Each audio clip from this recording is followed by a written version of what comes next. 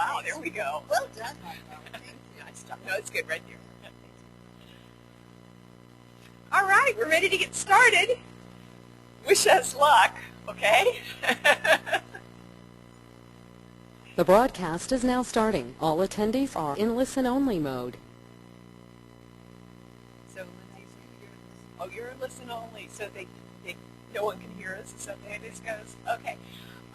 As I mentioned, we've invited Lindsay Pollock. I don't know if Lindsay, she can't see us, but we should be able to see her in just a few minutes. We'll have her on a webcam.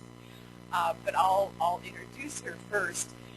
And she's been an absolute delight to meet. I've only met her via Skype and that type of thing, but she's an absolutely delightful woman, and I know you're going to enjoy hearing her.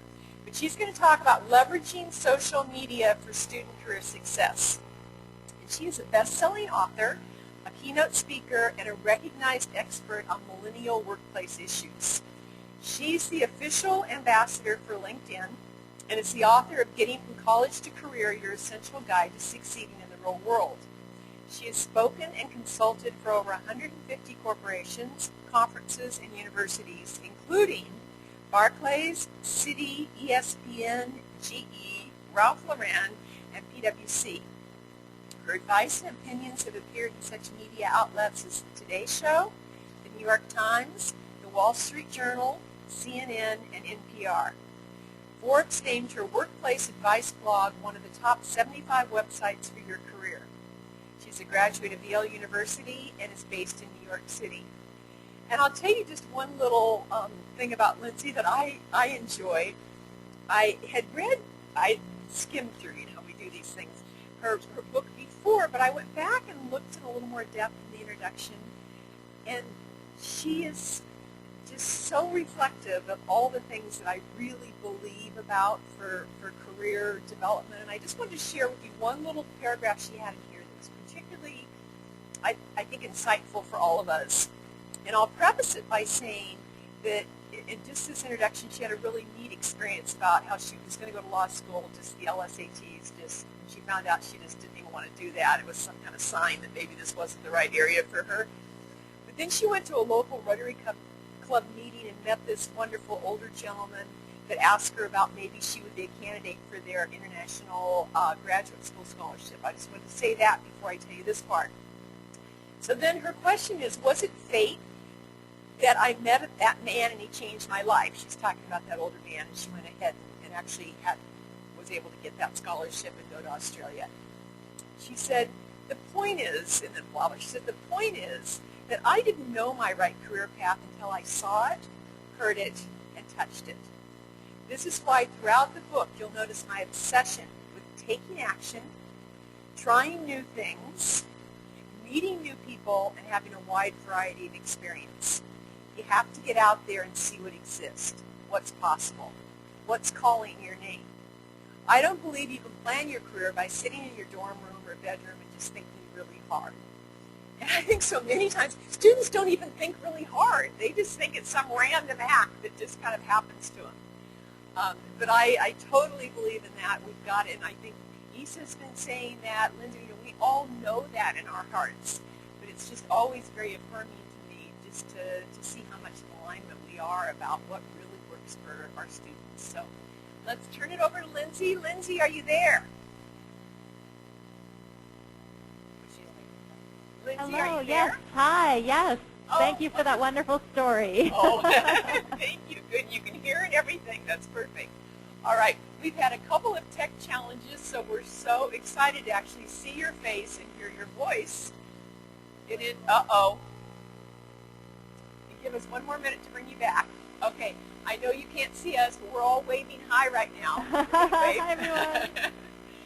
So we'll turn it over to you, Lindsay. Thanks. Oh, thank you for that very kind introduction. And I'm actually in the midst of writing my second book, so it's nice to remember that the book actually does get published and get finished. So thank you for sharing that story. And it truly is what I believe, and a lot of what I want to talk about to all of you today is really about action.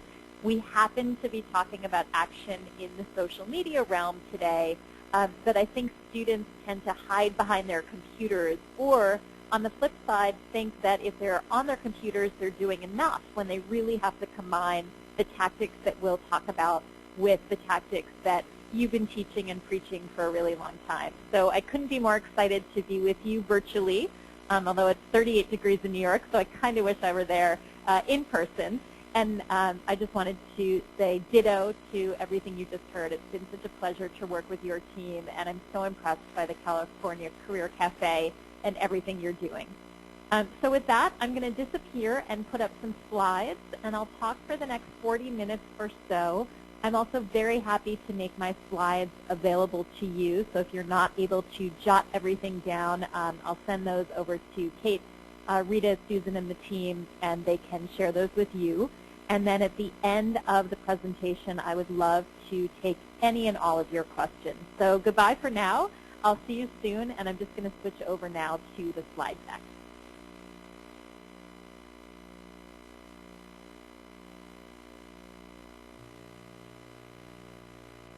Okay, so I should be showing my screen now. Can I just get confirmation that you're able to see the very first slide?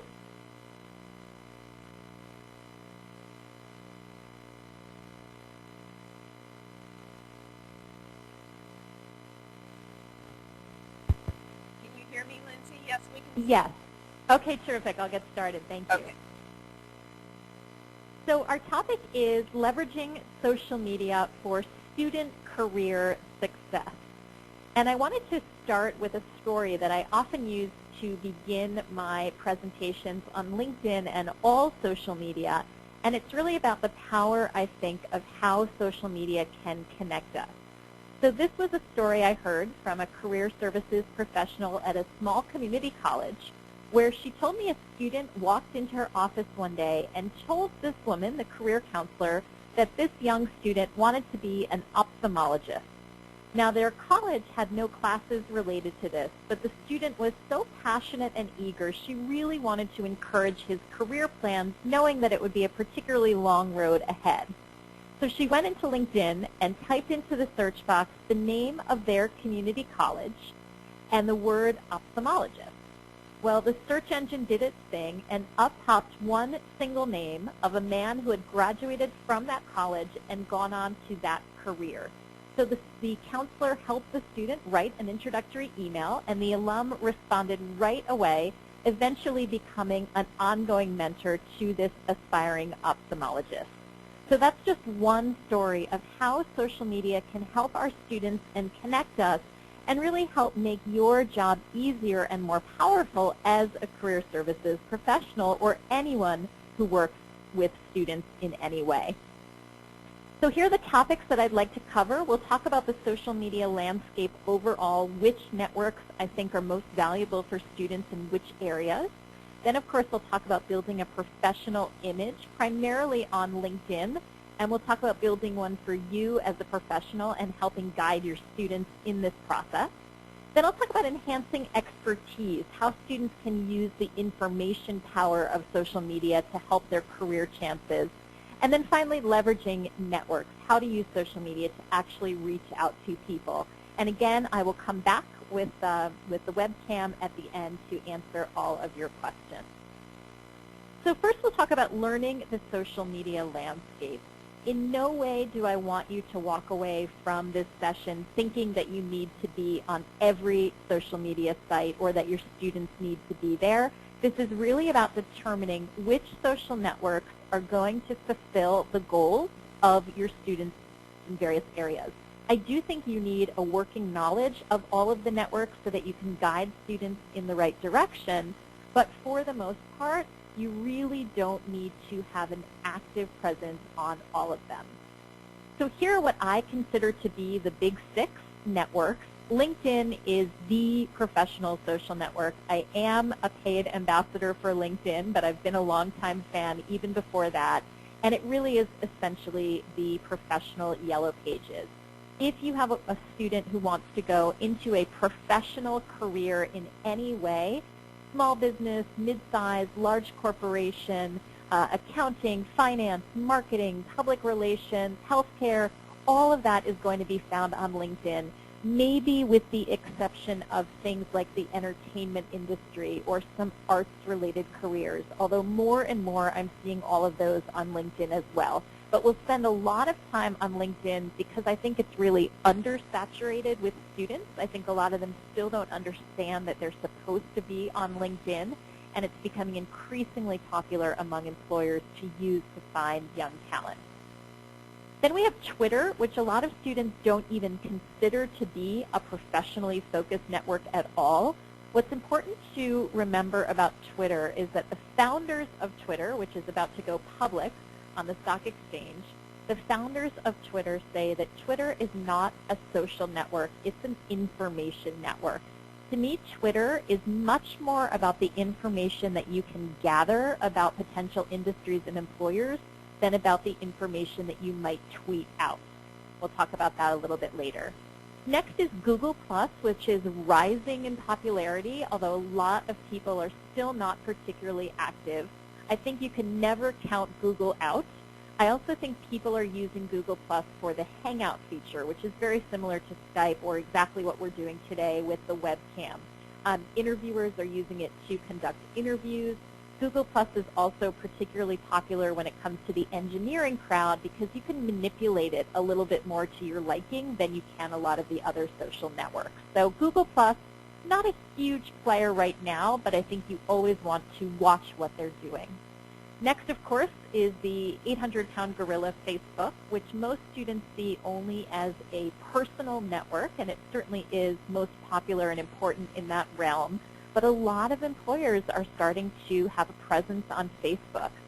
Students need to understand that they need to be careful on Facebook, have their privacy settings very tight, also avoid doing things on Facebook that they wouldn't want an employer to accidentally come across, which can and does happen, and I'll talk about that. But I do think that Facebook, for a lot of industries, particularly entertainment or politics, you can use it in a professional way, and so students need to be aware of that.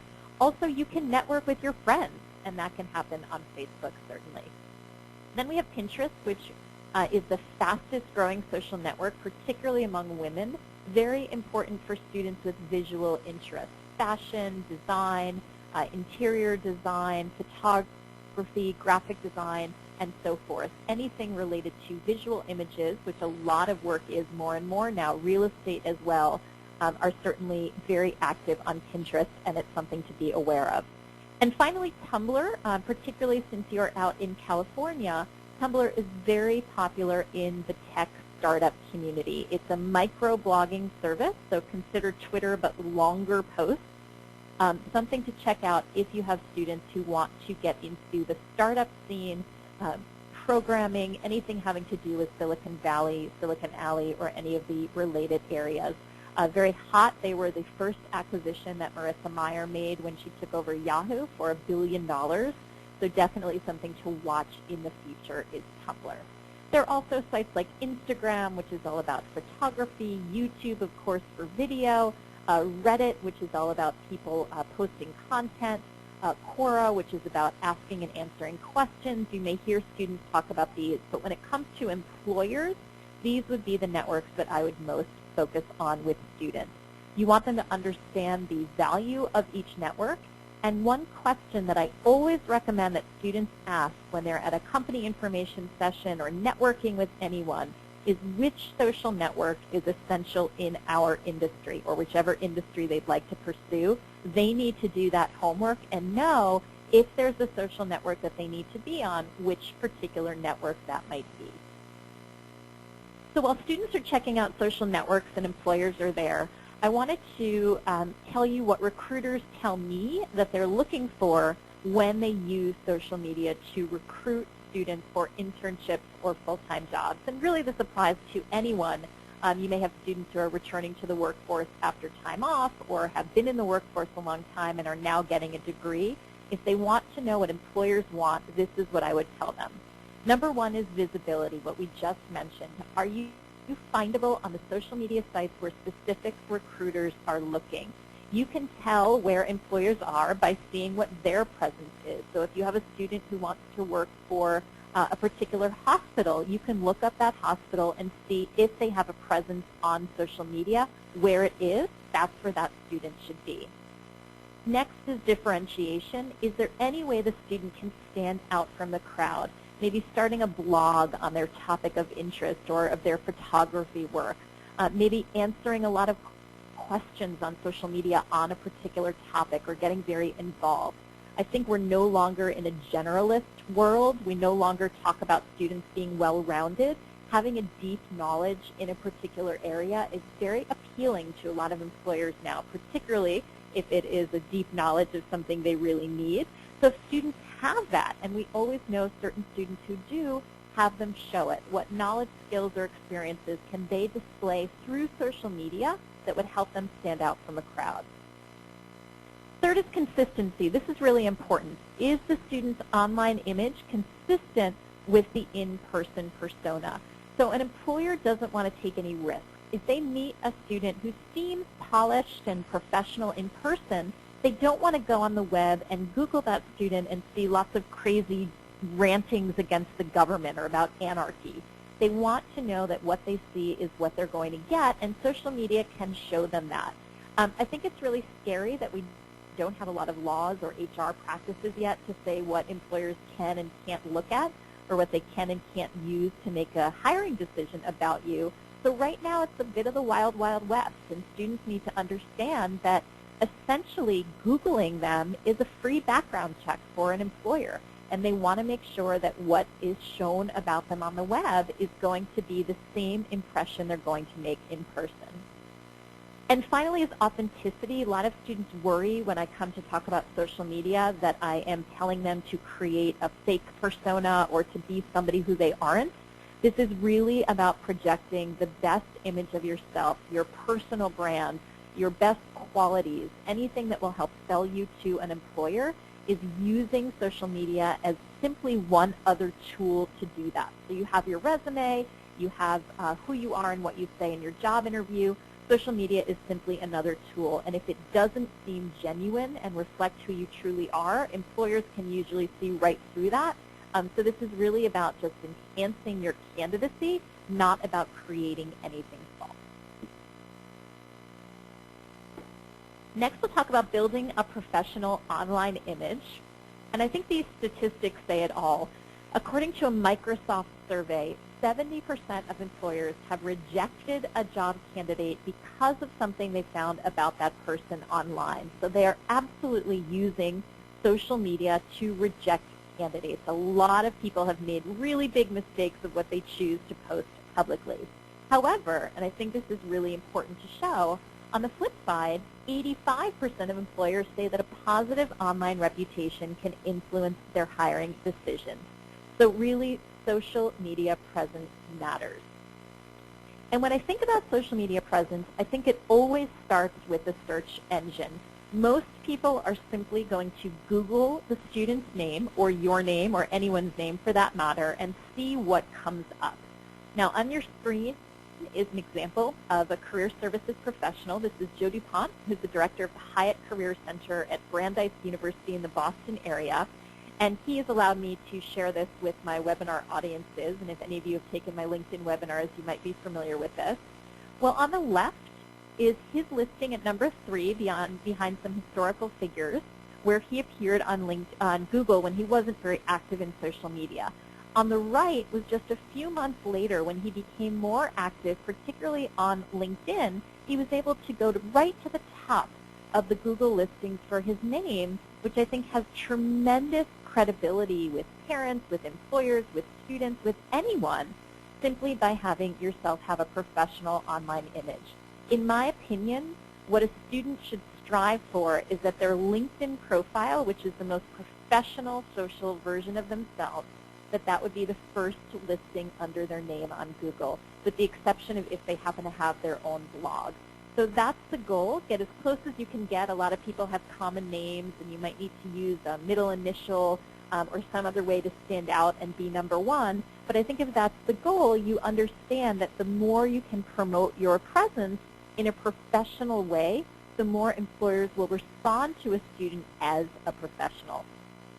So what I'd like to do now is exit out of my PowerPoint for a moment, and I'm just going to do one live demo today. And I'll give you a moment for this to appear on your screen. I'm going live into the LinkedIn website now, and I wanted to share with you the LinkedIn profile of Kevin Grubb, who's a career counselor at Villanova University in the Philadelphia area, and he's given permission to take a look at how he has managed his presence. So this is for all of you as practitioners, as leaders in the campus community of what you can do to be a good role model for your students. So I just want to point out a few things which will be valuable for the student profiles as well, which I'll talk about next. I think the most important piece of real estate on a LinkedIn profile is your headline. That's this area up here. A lot of people just have their job title, which is absolutely fine, Director of Career Services at Long Beach Community College, whatever it is. But I think you can also get a little bit more detail. And the thing to remember here is keywords. What words would you want somebody to type in order to find somebody with your skills? So you can see here that Kevin, who is a career counselor, does some other stuff too that he wants to be known for. Career counselor and social media specialist, NACE ambassador, National Association of Colleges and Employers, featured speaker, consultant, and writer. You have students who do a lot of different things or have a lot of different interests, or they are a student and they're working full-time. I think this sort of vertical line or slash mark approach works really well. Of course, you, unlike a resume where you can have multiple resumes for multiple interests, on LinkedIn this is kind of your best bet if you're interested in a lot of different things. This is frankly the approach that I take on my profile because I do a lot of different things and I want to make sure that that's all visible. So students don't need to come up with one perfectly worded phrase to describe what they do. They can take this multiple approach. Kevin is obviously wearing a suit in his picture. My advice when it comes to photographs is I think a student should wear what he or she would wear to a job interview in the industry that he or she wants to get hired in. So in a lot of fields that would be a suit, but if it's a more casual or creative industry, that might be something else. But the interview outfit rule seems to be the best for photographs. Something else to point out to students is you want to customize your LinkedIn URL, which is your direct link to your LinkedIn profile. You want it to be linkedin.com/in and then your name or a version of it so that it's easy to share your LinkedIn profile on business cards or your resume or elsewhere, and you can do that in the Edit Profile setting. Continuing down, particularly for higher education executives, teachers, professors, career services people, Kevin does something nice in his summary, which is that he explains to students what his policy is for connecting with them. Personally, I will connect with any student who has taken any of my training. Some professionals are not comfortable with that. They don't want students to be in their private professional network. I think it's a very personal decision. Kevin has decided that he only accepts students who work in the Villanova Career Center, but he doesn't want to turn students away. So here's what he says. Villanova students and alumni, I invite you to join me in one of the numerous LinkedIn groups affiliated with Villanova University. The official Villanova University Network group is open to all students and alumni and is my recommendation as the best resource for networking with the Villanova community on LinkedIn. See you there. He then goes on to a short description of himself, which is essentially a professional bio. With students, I think this section should read more like a cover letter, and I'll talk about that in a moment. If you have a career changer, or somebody who has been out of the workforce for a while, or somebody with anything out of the ordinary, this is also a place to address that briefly and in a positive way. Recruiters have really told me that they don't want to guess at any of the holes in your resume or LinkedIn profile. Simply tell them the facts and move on. So I'm a career changer, switching from the engineering field into teaching, and then talk about the experience that you have. Any questions can be answered in this section as long as you keep it short and sweet. Then we move on to experience, which essentially mimics a student's resume but can go into a lot more detail. Something to notice here is that LinkedIn has added the ability to include visual examples, PDFs, videos, photographs, examples of a student's work. Great way to show, not tell what they've done. And I think as you can see, visually the eye goes right to those examples. People ask me a lot what the difference is between what to put on your resume and what to put on your LinkedIn profile. The answer is that LinkedIn is sort of a resume on steroids. You can go into a lot more detail, although you don't want to go overboard, but the dates and titles and companies that you've worked for absolutely have to match in terms of accuracy. There are several optional sections you can include, like publications, honors and awards, coursework, etc. You certainly want to include all of your education. And then we get to the skills and expertise area, which has become a little bit controversial in the LinkedIn community. This is where people can endorse you for topics that you are an expert in. You can add your own words or phrases here. You can also rely on LinkedIn to pull phrases that it thinks from what you've written in your profile, what it thinks you're an expert in. I would recommend, number one, that you add words that you want to be seen as an expert in. I would also recommend that you delete words that you do not want to be an expert in. You may accidentally get endorsed for speaking Spanish and you don't speak Spanish. Or I knew a bunch of students who pranked a friend of theirs and 7 of his friends endorsed him for breathing, which I thought was actually really funny. But of course he wanted to delete that. If there's something you used to do that you no longer want to do, delete it from your profile. There's nothing wrong with that. I think what most people look at, though, is the top 3 or 4 areas in which people have endorsed you for. They understand that you might have some random topics. For the most part, I believe that the cream rises to the top. And when I look at Kevin, his top 4 are career counseling, career development, social networking, and social media. Exactly what he said in his headline that he is an expert in. So it really backs up what he said and adds to his credibility. So if you are not happy with the top 3 or 4 topics, it's a chance to, number one, self-assess and say, maybe I'm not telling people what I'm good at. Maybe I'm not really good at projecting my personal brand, or people know me for things I did in the past. Or maybe I'm not as good at the things I think I am, and I should look at other skills that maybe are my biggest strengths. So it's a real self-assessment opportunity for all of us and for students as well. Continuing down to a few more optional sections, we get towards the bottom where people can recommend you for the jobs that you have. Frankly, I think this is a lot more important for job seekers, particularly young people, than it is for people in more senior positions. And we get down to the bottom, which are what I consider your interest areas, the groups that you belong to, the influencers, the people that you're following, the news and companies that you're following. This also adds to your personal brand story. If you say that you're passionate about social media, I want to see that you are joining groups in social media and following the news on social media, that you want to know everything about it. When a student says, I really want to go into marketing, I love marketing, I'm passionate about marketing, and they don't follow any companies or industry news or groups related to marketing, it's a red flag to me that they've been told they need to say they're passionate, but they're really not. So you can show students that really kind of putting their interest areas on here is a way to demonstrate that they truly are passionate and interested in areas that they say they are.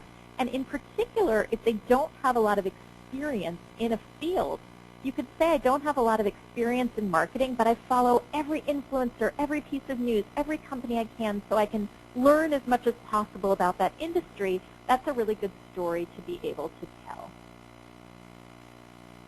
So now I'm going to exit out of Kevin's profile, and thank you to Kevin for allowing us to look at that. And we'll go ahead back into the PowerPoint, and I'll give you a moment for that to appear on your screen.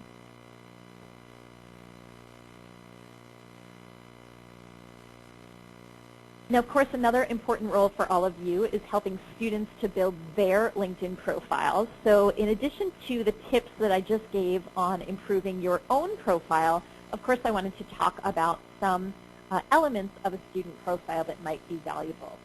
So number one, and again, I'm happy to share my slides so you don't have to remember these resources. I did want to share some helpful resources for teaching LinkedIn in particular, but social media in general to students. Number one is that whenever I have a question about how to do something on social media, how do I update my profile? How do I change my name on Twitter? How do I write a new profile on Pinterest?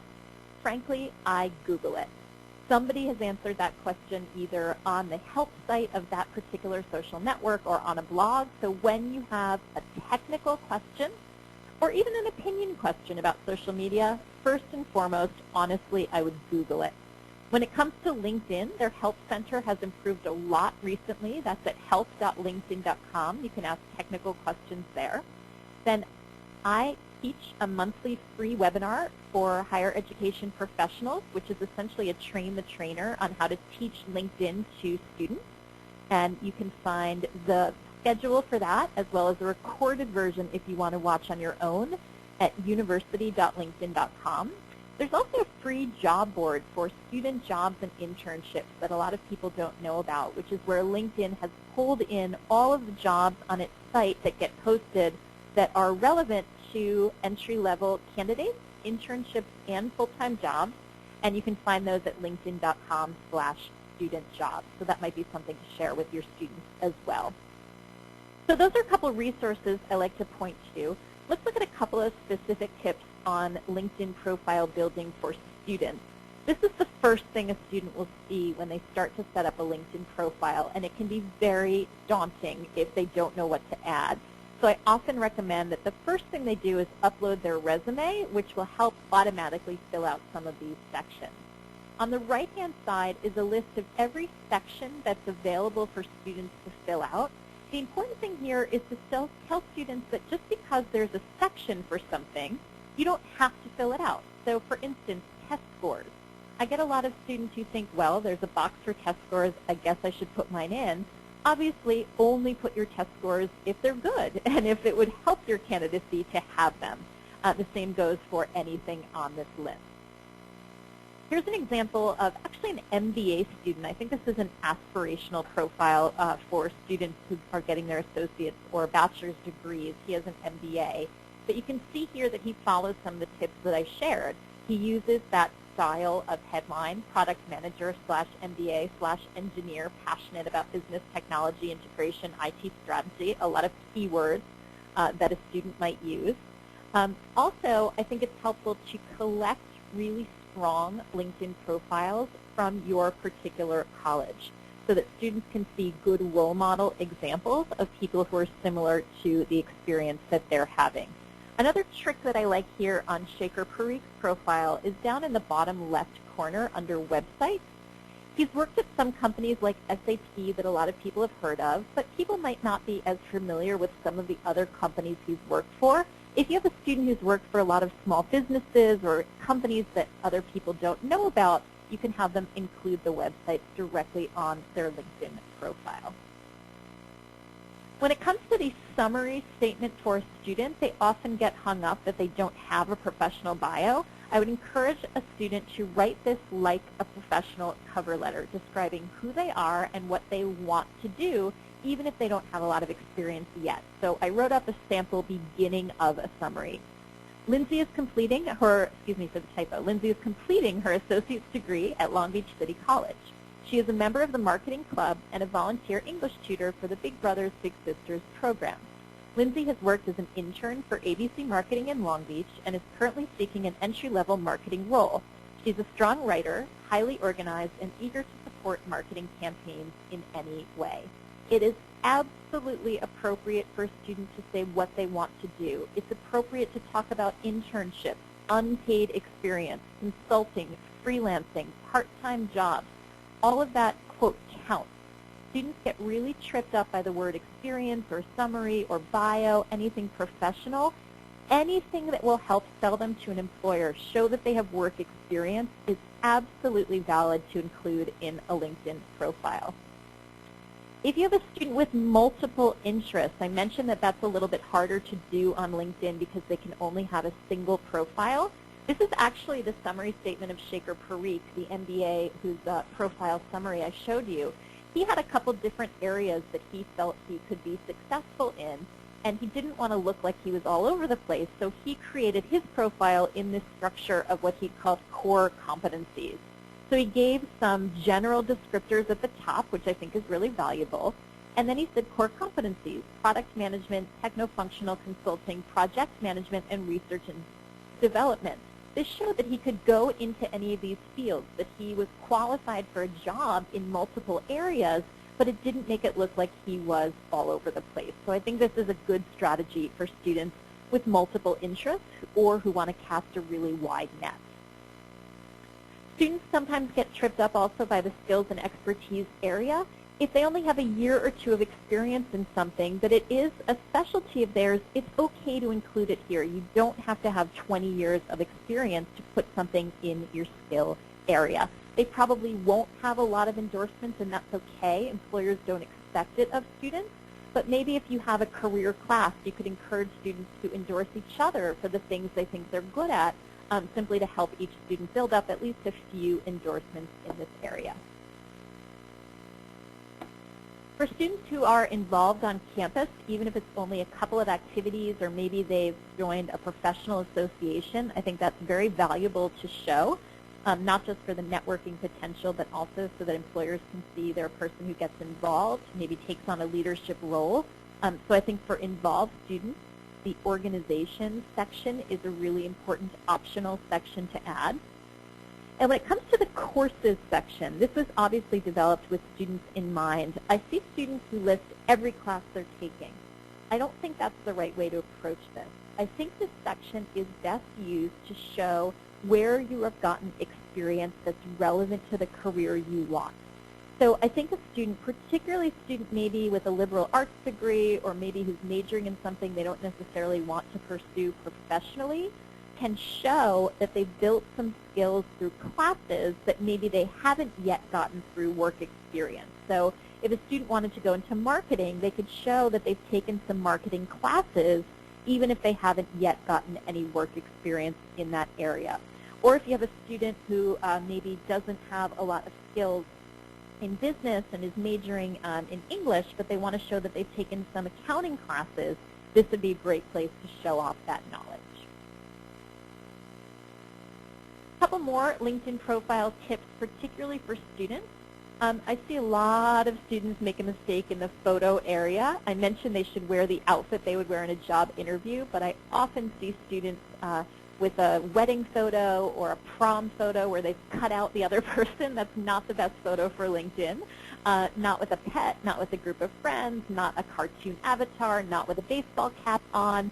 A lot of students sometimes need reminders of the best professional photo to have. Some campuses now even set up photo booths, maybe at a job fair, get a student photographer to take pictures with a nice background. That can be a nice way to support your students in having a great photo. The headline should include what that student wants to do. So a really common example of mistake in a LinkedIn profile is that a student would have, would be, let's say, a dental hygienist, studying to be a dental hygienist, but they're working on the weekends at Baskin-Robbins. Rather than putting aspiring dental hygienist or a dental hygienist student, they put super at Baskin-Robbins. So you don't have to take the headline literally. Always encourage students to explain what they want to do in their careers directly in the headline.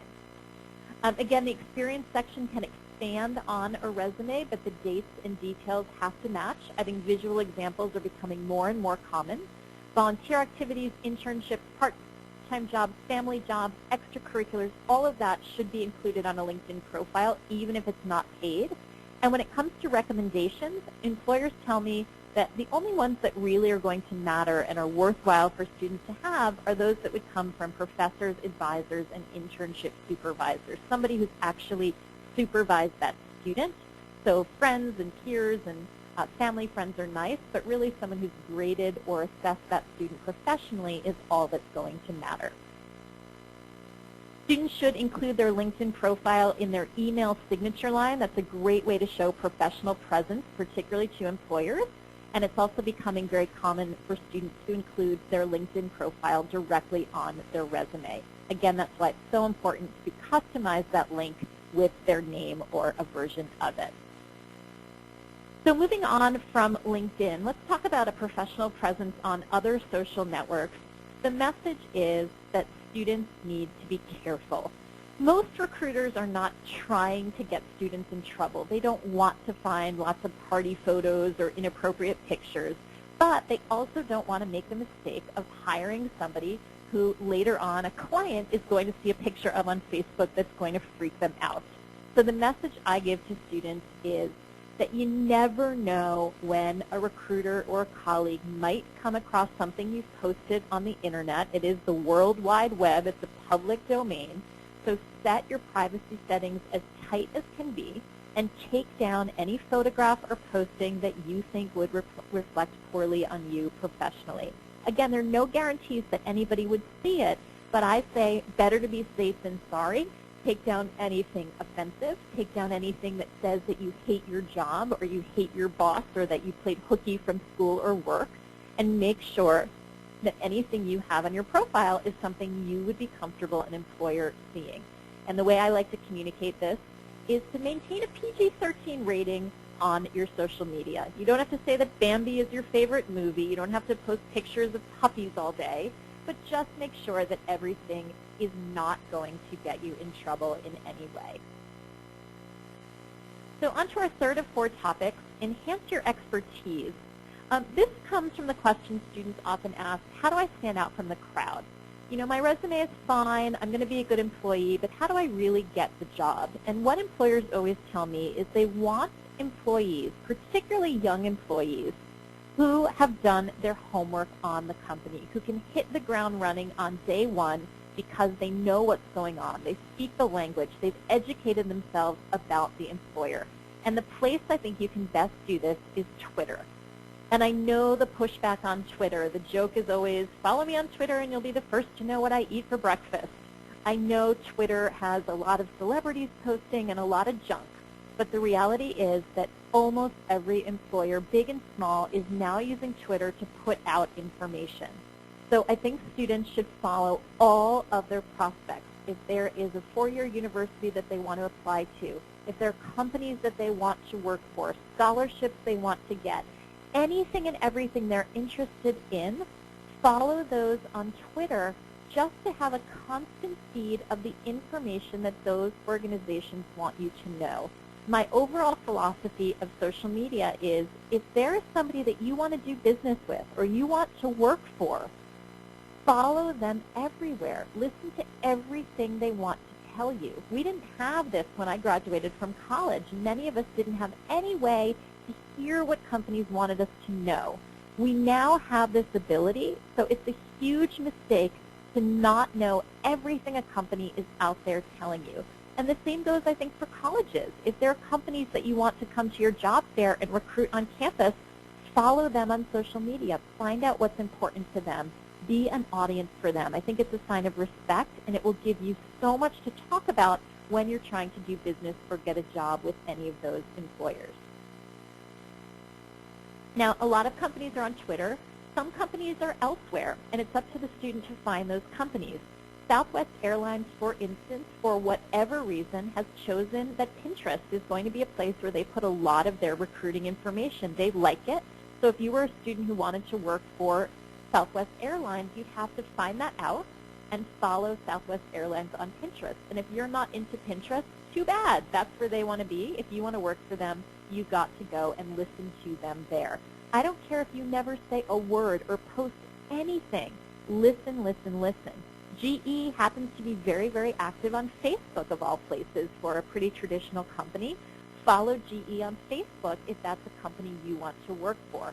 And in most of these instances, you can follow them, and they will never follow you back. They just want to put out the information, so students can certainly ask questions if they want, but if they're too scared to do that, it's perfectly fine just to listen. And a little sales pitch toward the end of our presentation. If any of your students would like to follow me, I do tweet career advice every single day, and I'd be delighted for all of you to follow me as well. Now, I talked a lot about using social media to listen, to learn about companies. Students also need to, of course, find out what's important to a company outside of social media as well. So if they want to work for Wells Fargo Bank, they should go into Wells Fargo Bank branches and understand what's going on. If they want to work for an advertising agency, they need to watch TV and read magazines and see what advertisements are doing well right now. So students can't hide behind a computer. You also, of course, need to talk to real people who work at that company, and we'll talk about networking in a moment. but also really understand what's important to that company, and that means going into their stores, buying and using their products, reading their content, and so on. Of course, you can do all of this and become a really creepy stalker, and we don't want our students to do that either. I tell students that gathering all of this information is like studying for an exam. You're not going to walk into a career fair or a job interview and sort of spew out every single thing you've learned about the company, but it will give you tremendous confidence walking in knowing that you've been reading up on the company. You know who their CEO is. You know what's going on at that organization. You know what their top products are. You know what their divisions are called. That is going to impress an employer so that you walk into a job interview not sounding like a student or a kid or a job candidate, sounding like you're already a colleague. So this doesn't mean sharing everything you know. It's about having the confidence and being able to speak the language of the company, not simply giving them a weird list of facts. Also, on the internet now, we can find out a lot of information about people. You don't want to cross the line and talk about an employer's personal life or things you learned about that person online if they're inappropriate in a professional setting. So just a small warning on that topic. And finally today, leveraging your network. So how can we help students use social media to meet more people and use them to build their careers? Here's a stat that we've all been using forever and we see everywhere. 70% of jobs are found through networking. What I think people miss in this, that networking is not just about building lots of relationships and meeting lots of people. You have to maintain those relationships. You have to help the people in your network. Make sure everything is mutually beneficial. That's when things start to happen. And I think a lot of students still don't really understand what networking truly means. I define it as building and maintaining relationships, and it always needs to start with the people you know. So a lot of students say, well, I don't have a professional network. And they don't realize that their parents and their friends and their professors and the alumni of their college are in their network. So the first thing that students should do is to think about the people that they know and think about the power of the people that those people know. Simply having a conversation about your career with your cousins or with your next door neighbors or with the people you work with on the weekends or volunteer with at the fire department, those are people who are connected as well. And just like you would talk about your favorite sports team or anything going on in your life, talk to the people you know about your career. First step is totally offline. In real life is simply talking about your career. Then when you go into social media, and the example here is LinkedIn, then you can go and see which of the people you already know are active on social networks. So the first level of people you want to connect with are the people you know. Lots of students say to me, am I supposed to connect with my friends? Should I connect with my mom? The answer is yes. I had a young woman who had no idea that her mom's former college roommate worked in television production, which is exactly what she wanted to do. The mom didn't even know that that's what her former college roommate was doing, but she discovered it on LinkedIn.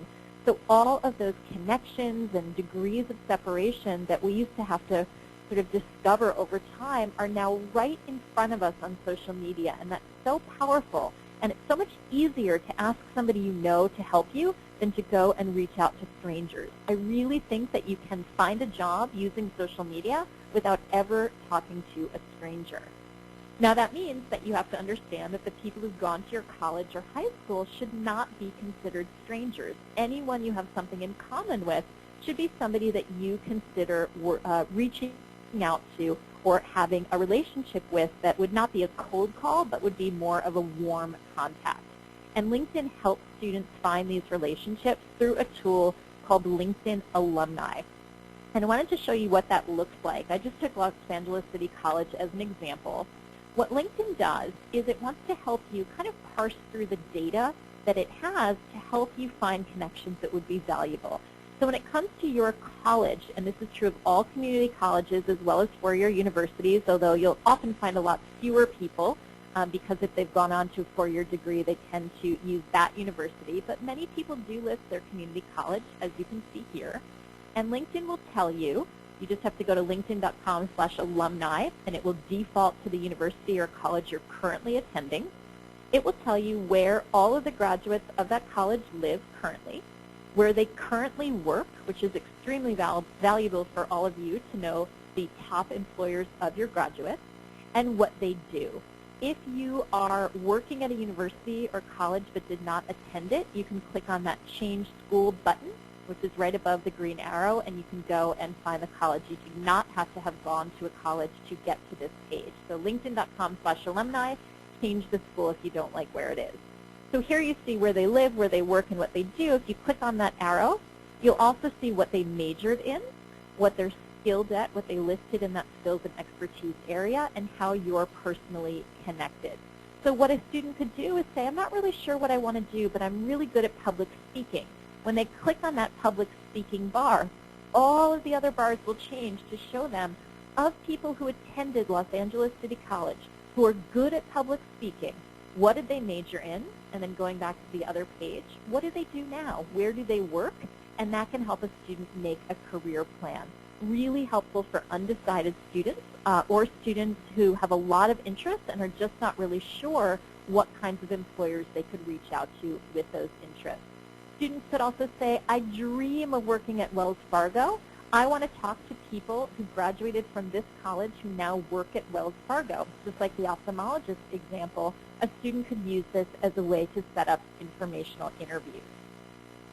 Now, when they do that, it's incredibly important that they customize all of their outreach. That question, how do you know this person, trips up a lot of students. I think it's perfectly acceptable if you're a student reaching out to an alum to say that you're classmates. I think it's your best option here. But I think it's a mistake to send this generic note, I'd like to add you to my professional network on LinkedIn. I think that's the social media equivalent of Dear Occupant. I think you have to customize, particularly as a student. So here's an example. John, I'm a student at NCC and recently came across your profile.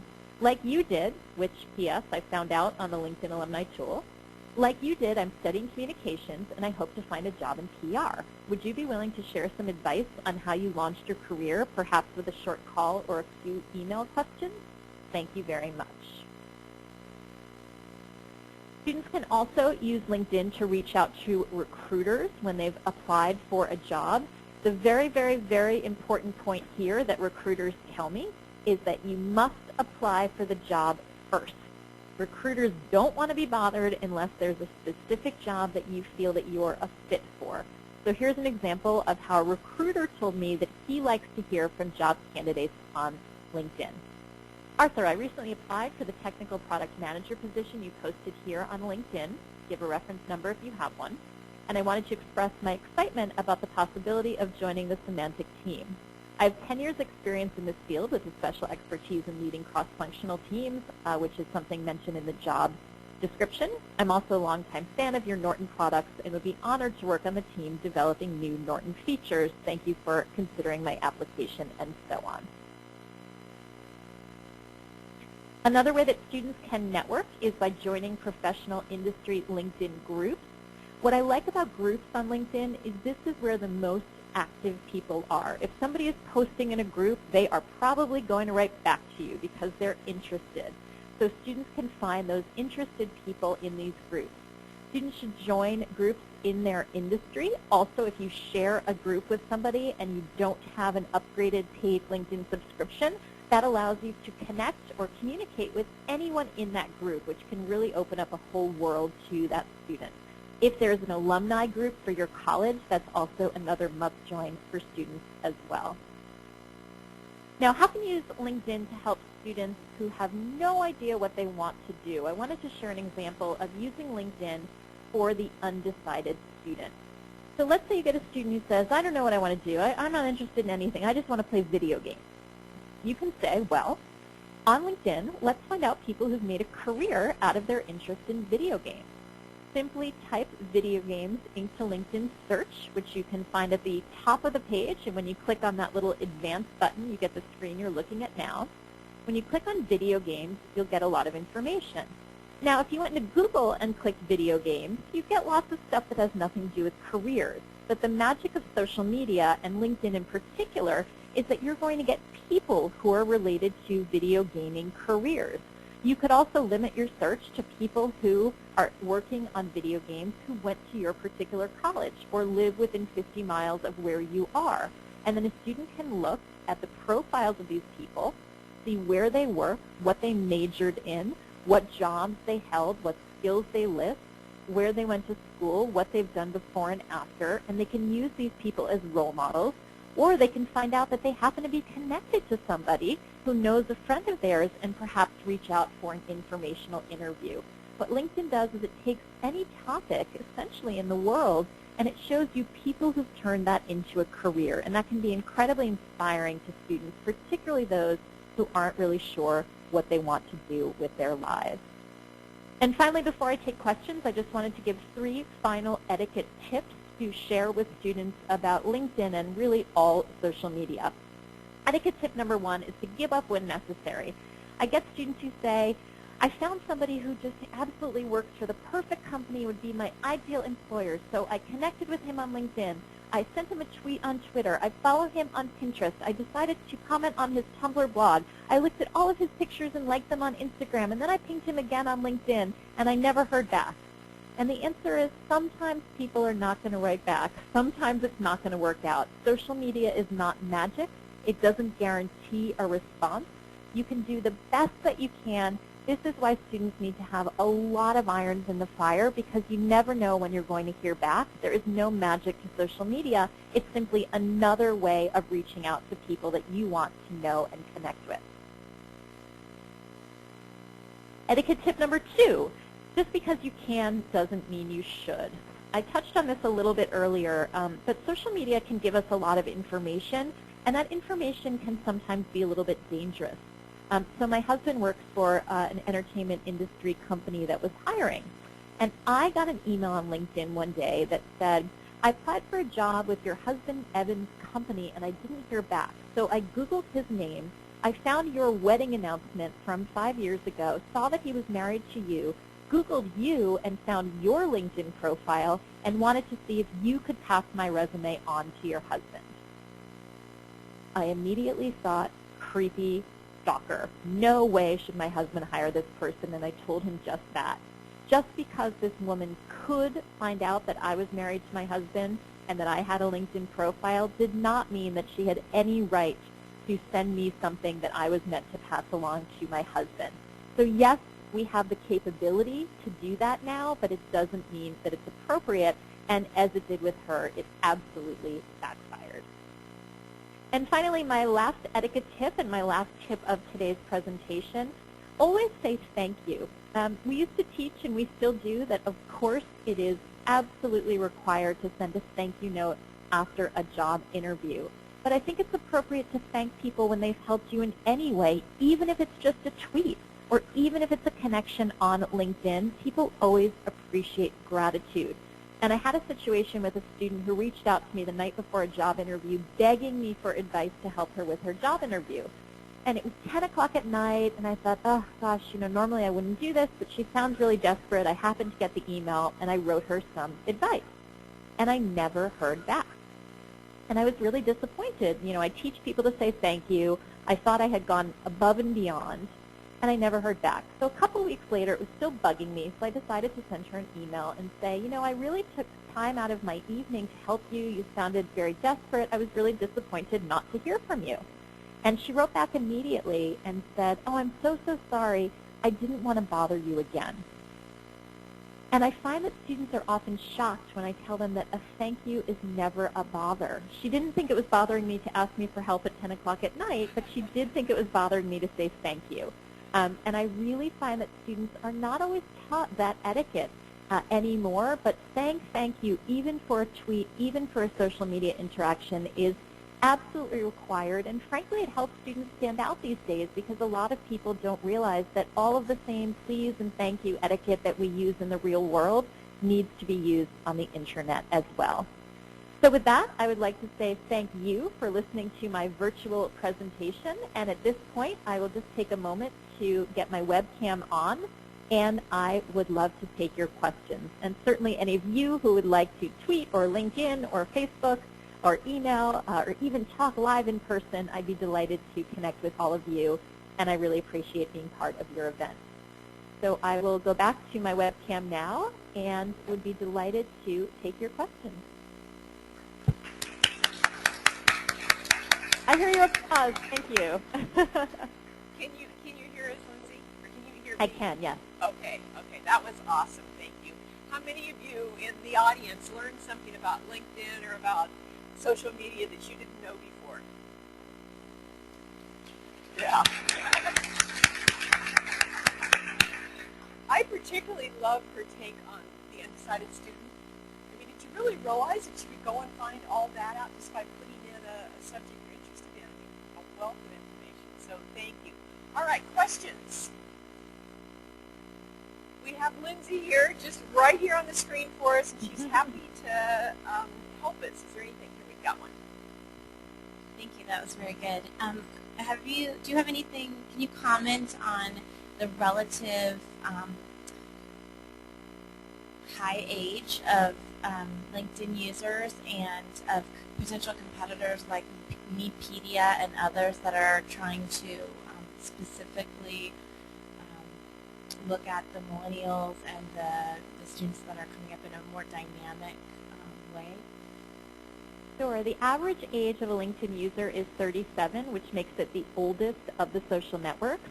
LinkedIn, in the 4 years that I've been working with them, has gone from having me as a consultant in the higher education industry to having a team of 25 at LinkedIn working in the higher ed space. So students and recent grads have become the fastest growing demographic. You've probably noticed they've added a lot of tools. They lowered their minimum age to 14 in the United States. They did that in September, which I think was definitely a play to make sure that they don't become too old or too much of an experienced network. So I think they're doing a lot in that area. I've seen a lot of potential competitors, including those on Facebook, come up and try to get people off of LinkedIn. I think the trick is that anyone is going to use a social network because of the employers who are there.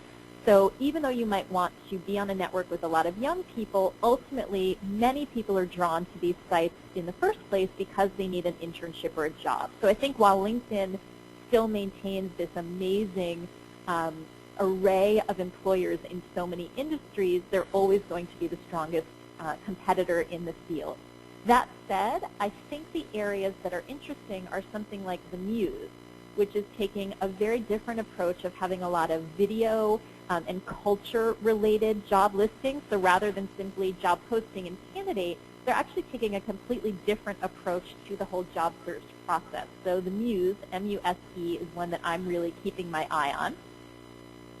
I just lost my webcam, I believe. Let me just get that back up for you. The Muse, I think, is doing some really interesting stuff.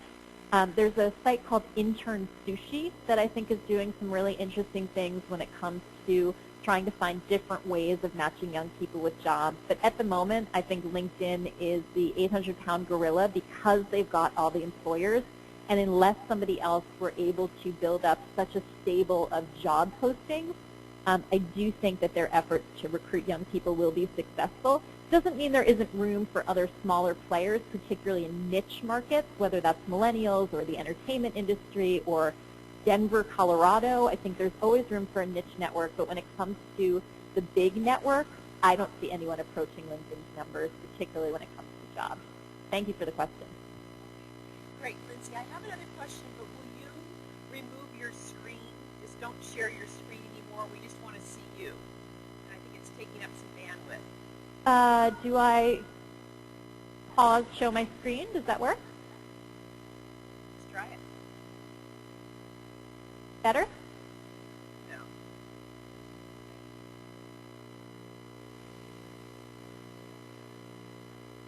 Okay, it's better. We'll see if that. Oh, there we go. Is that good? There we go. Yes, that's it. All right. Okay, We have another question. We have another question at the back. I have a question I hope you can answer. I'm sort of overwhelmed with all of the different key networks that are available for students doing job search.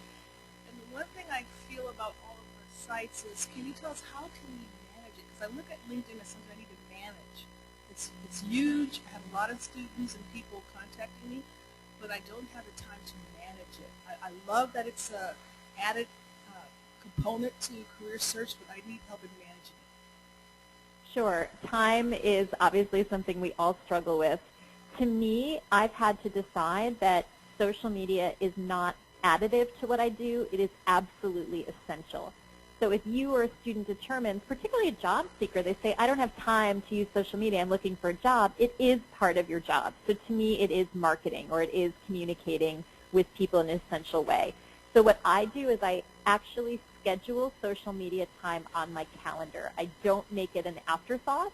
Usually from 5 to 5:30 every day, I'll go on Twitter for 10 minutes, I'll go on LinkedIn for 10 minutes and reply to the important people who've reached out, accept or decline people, and don't give a second thought to declining people who want to connect with you who you're not interested in. I think a lot of people spend too much time hemming and hawing about who they're going to connect with.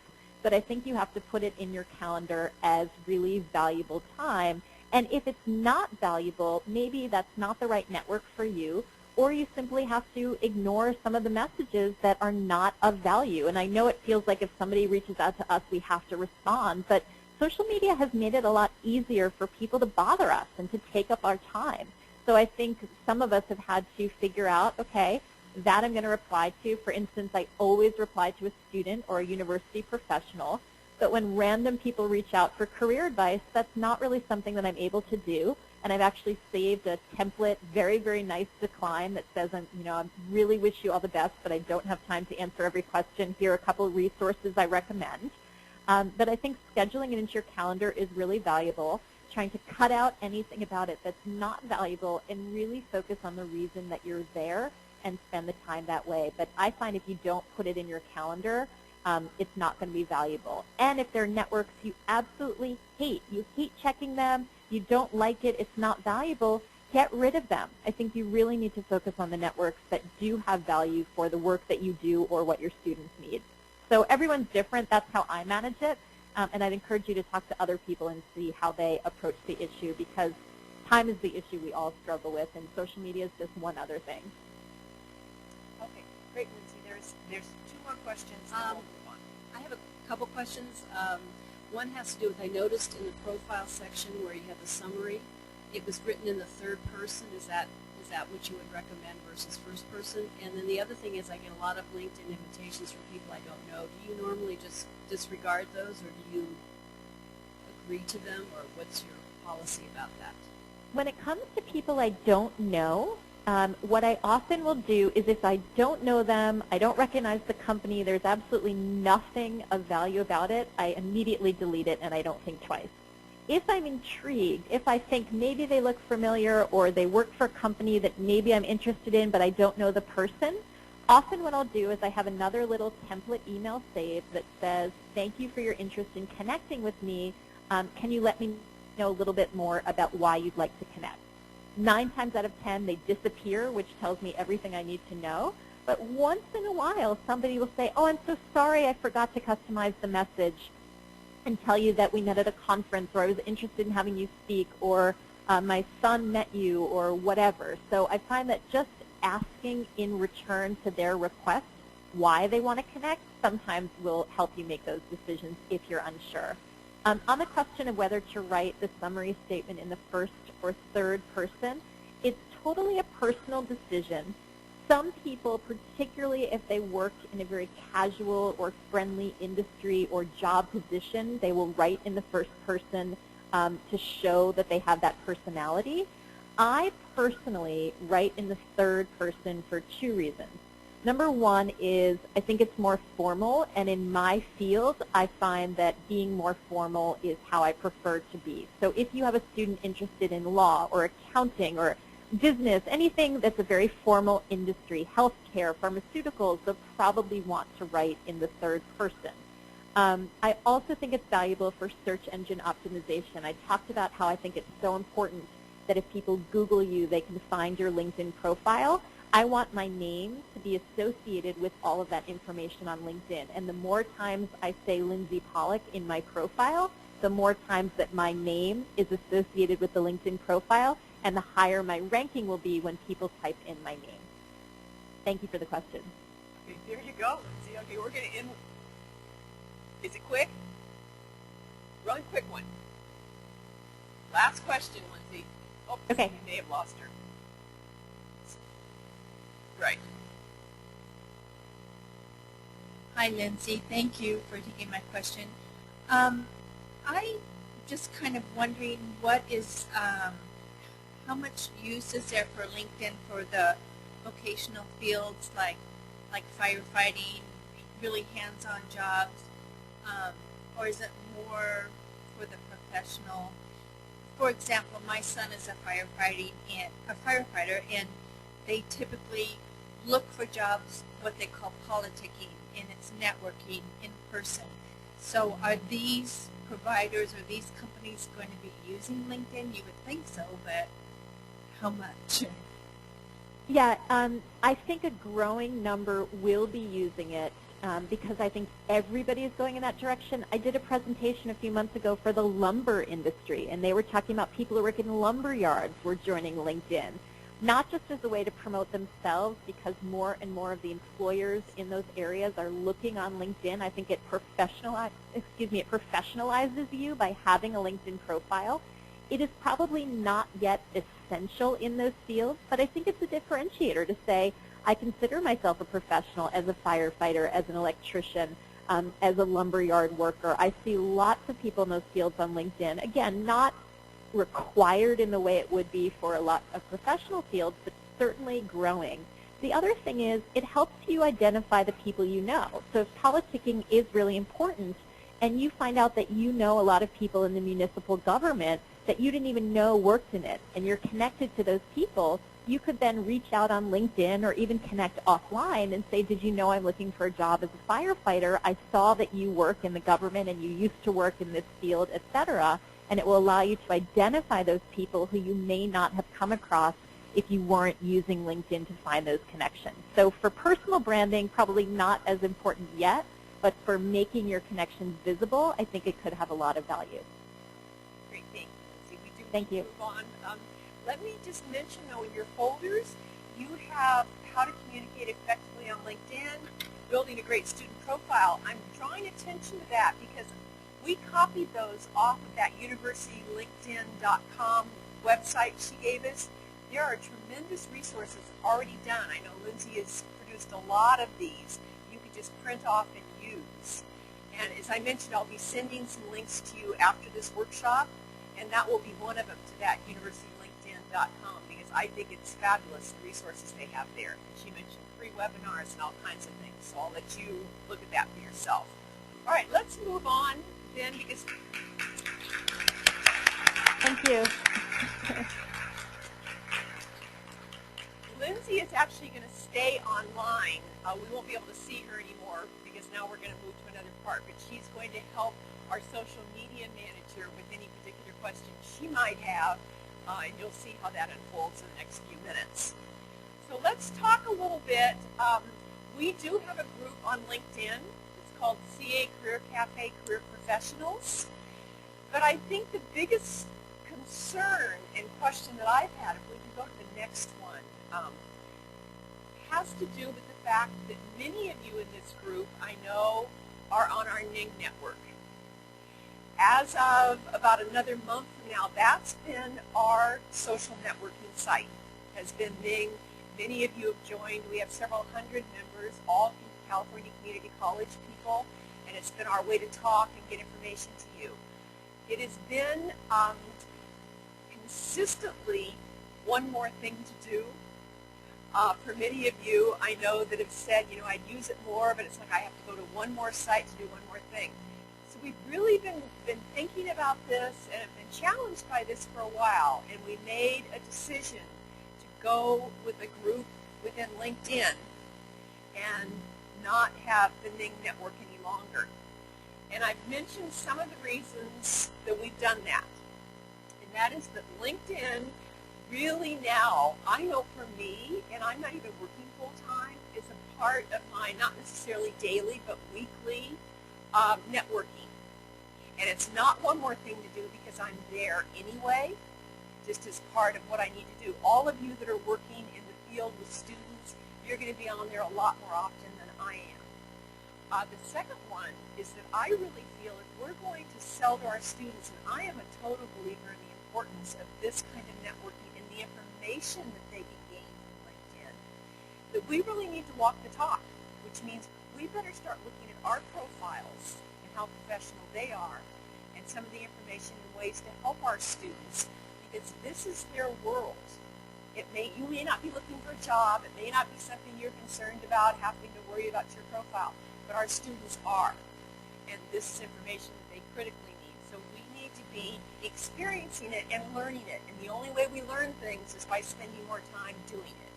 So that's the reason we're kind of hoping that our shift there, in addition to just all the resources that are there, will help you spend more time on LinkedIn. And really the last point is that everything that we can do on Ming, which was the reason we signed up for it in the first place, we're able to do through LinkedIn. So you will see more about that. I'm going to be sending you an invitation so that if you're a Ming member, you will not need to go through a process of getting approved to be as part of our LinkedIn group. If you've never joined Ming, then you will have to ask for approval, because it really is for California Community College professionals. That's our way to keep our information so that it's for us. Yes, Ken.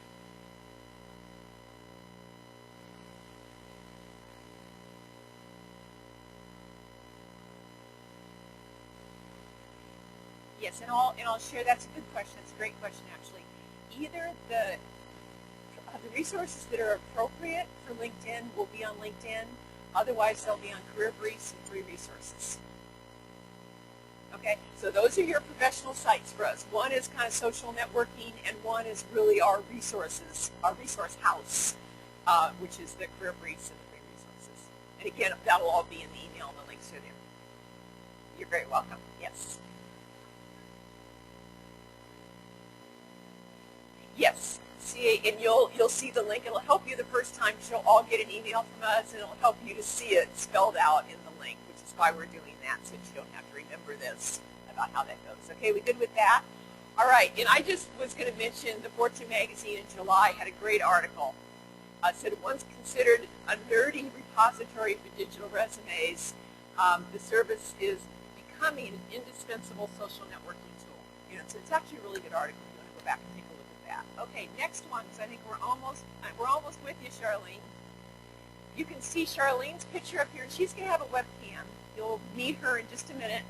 Charlene Reed is at Orange Coast College. She's on the faculty there, and she is our social media manager for all the things you're going to find out about in just a few minutes. It's not just LinkedIn, it's Twitter and Pinterest and Facebook. So she's been doing lots of cool stuff, and it's relatively new. So she's here to tell you about that. And I think it's just the point where we turn it over to her.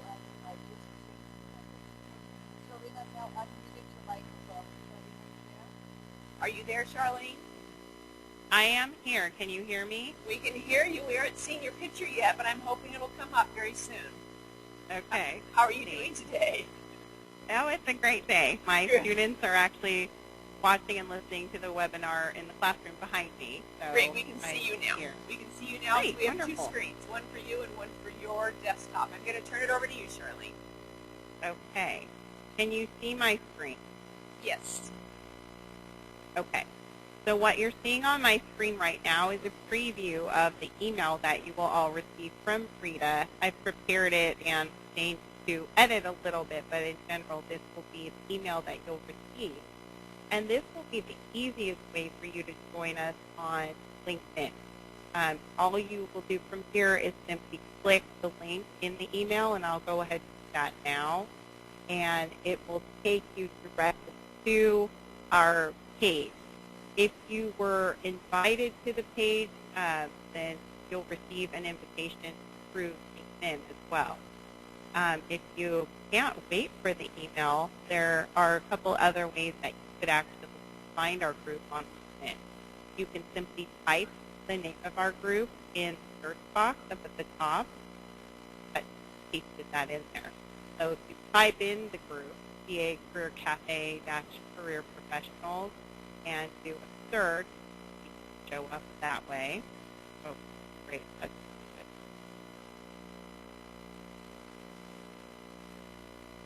good. There. Okay.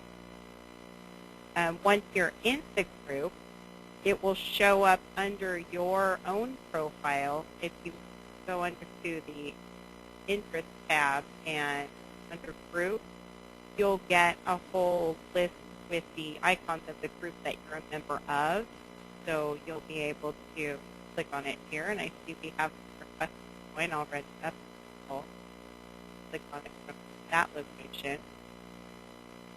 And then as Lindsay had gone through on personal profile, you can access it from your profile page. I personally think the tab up here is the easiest way to go, but all the way at the bottom of the page is down here. Once again, you see the icon under the group that you're a part of, and join it from that location. So we've had the group up, and we're waiting for these seminars to sort of activate everybody joining. And I think Rita will explain how we hope to use the group with active discussion and topics on a monthly basis, which we will probably then turn into promotion for those topics. And it's another way for everyone to connect and talk about topics that are happening currently, etc. on the page. Also within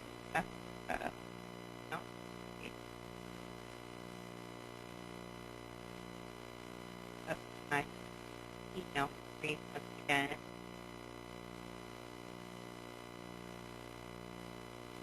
I wanted to go back to the email that has the link that I walked just through what else it's linked to. So the Career Cafe Career Professional group on LinkedIn is the one that we're actively listing your membership in. But we have 4 other channels that we can connect with you and that you can share with students. One of them is our Twitter page, and here we're putting out tweets daily and trying to connect with other colleges as well. So we're gaining followers here. Both colleges are following us, and counselors, individuals, and students. So this is a great resource to share with your students. We also have a Facebook presence, and again, we're connecting with students, parents, career professionals here.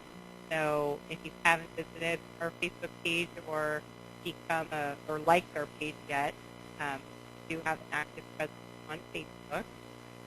And then one of our newer endeavors, along with the LinkedIn group, is the Pinterest. And this is our Pinterest page.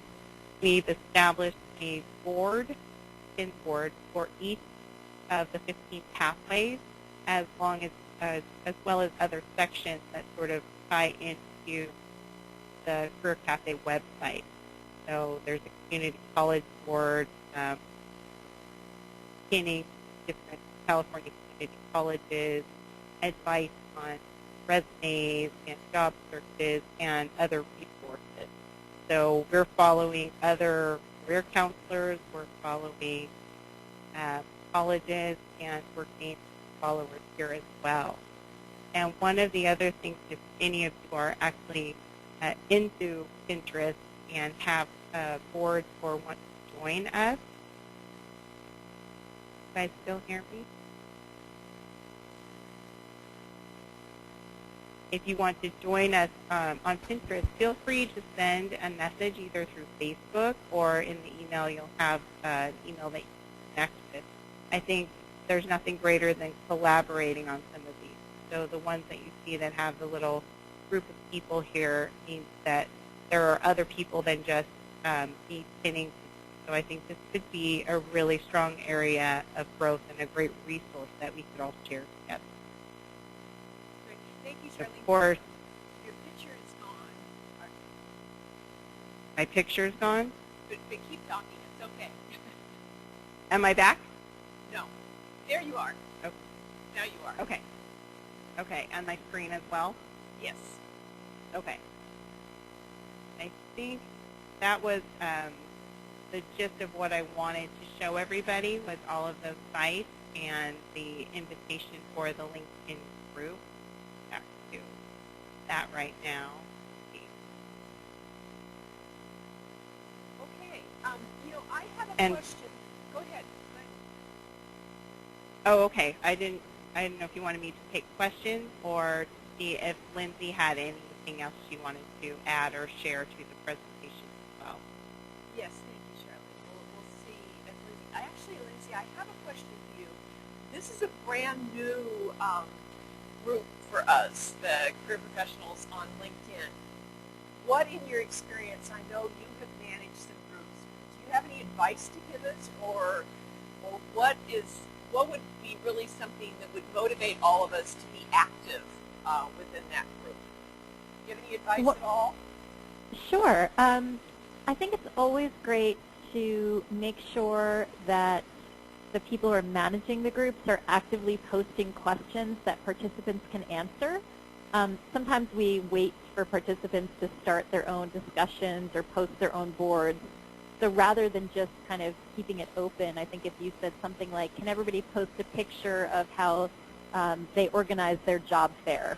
Or can you post a picture of your most recent marketing piece? Or what's your top tip for promoting a job fair? What's your top tip for advising a student on resumes? Sometimes it's helpful to give prompts on each of the social networks rather than just waiting for people to contribute. So I think actively asking questions would be the best tip of all for getting activity and making sure that it's really relevant. Okay, good. That's great. Charlene, did you have anything in particular that... I can barely hear you, Rita. Oh, okay. Does anyone have any questions for Charlene about these sites and how to access them? As I said, we'll try and make it easy for you by sending out that email. But is there anything in particular while we have them here that you'd like to know, or any final questions that you would have about it?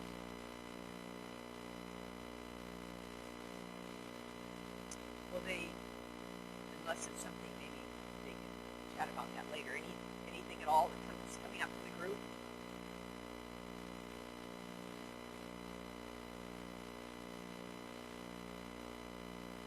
Facebook. Yes, Facebook. Okay, we're getting just a tiny bit brain dead here because it's been kind of a long day, so bear with us. Okay. I think we've had our questions pretty much answered, and they're all going to hear. So it's great, you guys. Thank you very much. You can hear the clapping. And again, we're all going to wave goodbye to both of you, and thank you very much for your time. Thank you. Thanks, everyone, and Okay, thanks. bye-bye. Thank you. Bye. All right, I'm going to ask Issa to come up. She had just a quick announcement she wanted to make. I have the last bit of